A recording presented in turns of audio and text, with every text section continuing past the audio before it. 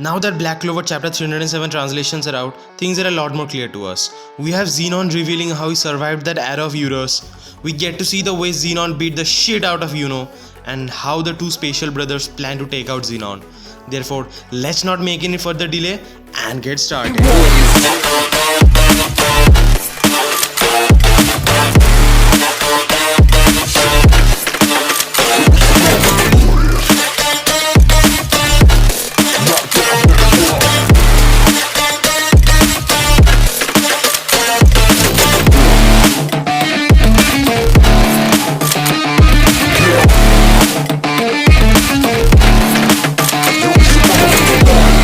And before I begin, I want to say, you people like watching my videos, but don't subscribe. I mean, what does it take to subscribe? Just click on it and that's it, done. I mean, you people will be notified first if any spoilers for chapter comes out, and I assure you, it will be worth becoming a part of my family, as what we predict does come true. Yeah, if not entirely, most of the time, it does. In the previous chapter of Black Clover, we had Xenon's flashbacks from the past, and the chapter ended with him making a deal with Beelzebub. Chapter 307 starts right from there, in which we have Xenon asking Beelzebub to give him the heart of a devil. In short, to turn him into a devil. To which he is like, "Devil you say, huh? What are you willing to offer in exchange?" Xenon replies with saying his everything. By everything, he meant his soul. And as per as their contract goes, it's only if the Spade Kingdom survives. Beelzebub hearing that at once agrees, and we have Alan's face flashing into Xenon's mind once again before his heart turns into a devil's, along with his entire body. Looking at him transform, Yuno at once remembers Zagreed, as they were giving off a similar aura. Having transformed into a devil, he says now that he has obtained a devil's heart, his strength is beyond overwhelming. And damn, I gotta admit, Xenon's transformation was so incredible.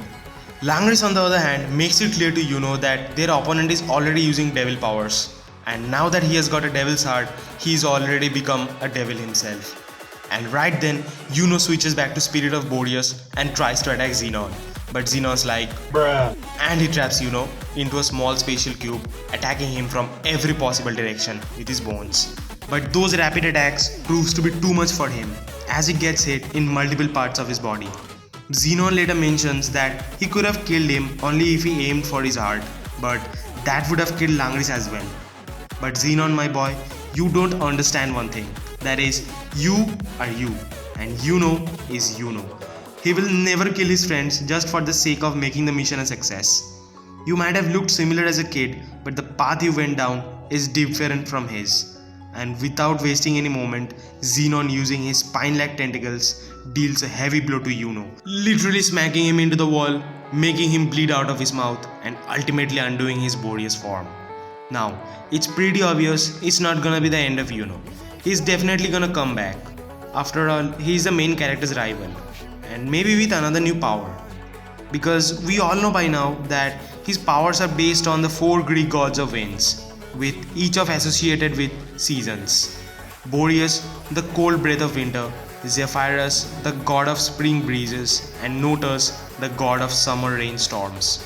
So yeah, from this, you could guess why Notus was saved for the last. Yes, it's only because, as you all might know, storms can be pretty violent. So, we might get to see a furious form of Yuno, which we had missed in the previous 3 forms. And activating this form might need the user to be in a life and death situation, which Yuno kind of is in right now. So, I wouldn't be surprised if Yuki Tabata reveals Yuno's new form in this way. And there is also a possibility of Asta and the rest of the team coming to their aid. If not the rest of the team, at least Asta himself to save his rival, which we will be saving for later in some other video. Coming back to the chapter, we have Langris looking at Xenon with his half-dead eyes, while Xenon is amazed to see him still alive. And without wasting any moment, he tries to attack Langris the way he did to Yuno. But Langris avoids those attacks. But when Xenon was ready to attack him again, someone arrives and saves him. Someone who used to be a coward. Someone who used to be... who is still obsessed with women. Someone who cannot resist falling into love with any woman he sees. the one and only ride of our Captain Yami funeral roll case of the Black Bulls.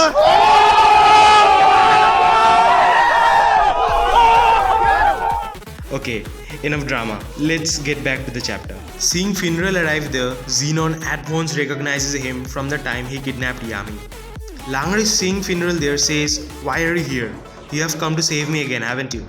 To which he says, "No, not at all. I'm here because this dude kidnapped our captain and I cannot just let him go like that." While on the inside, he reveals he was worried sick of his little brother when he heard he was up against Xenon. So he couldn't help but interfere.